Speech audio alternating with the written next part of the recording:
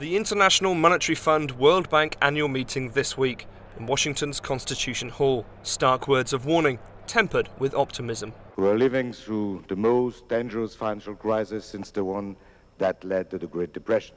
Many people fear that the economic consequences could be as important. I do not share this view.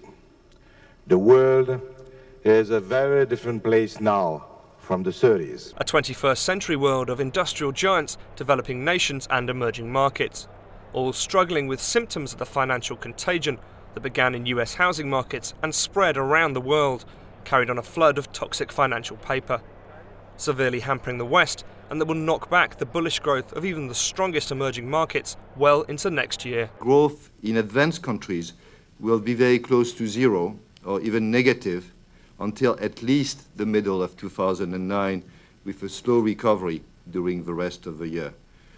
World growth will be instead driven by growth in emerging and developing economies.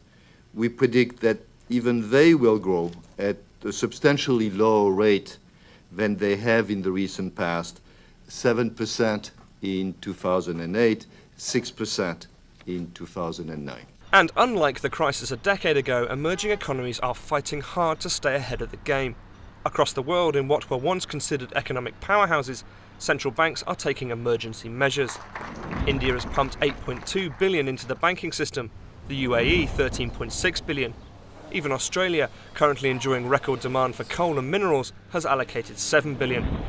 Proof perhaps that economic links across the world still hold firm, despite trendy recent theory. Maybe you remember 6 months ago, some people were writing papers on the so-called decoupling theory. And the idea was the emerging country will be immune from the financial crisis for a lot of argument which we didn't believe here. And since the beginning, we were explaining that no part of the world was immune. With European central banks providing $340 billion for their financial markets and the US Federal Reserve investing $250 billion in American banks, efforts to stabilize the world economy continue. And while the early days of the crisis saw unilateral moves from the United States and others, their failure underscored the need for unified action.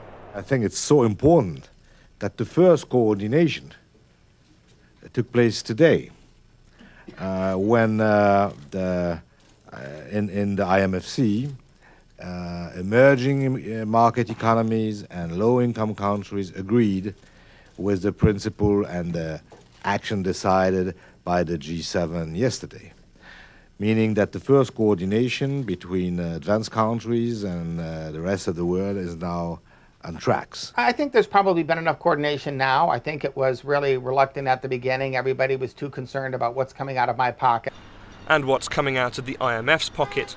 With asset reserves of only $200 billion US, its role is as a lender of last resort. I don't really think that the IMF is going to be a critical player in these deliberations. The IMF $200 billion might be enough to handle a few smaller emerging market countries. But it is now abundantly clear that this piecemeal approach will not work in the future.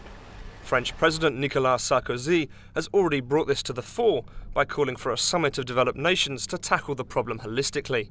The question now is which institution has the might to take on the responsibility of truly global governance and compliance.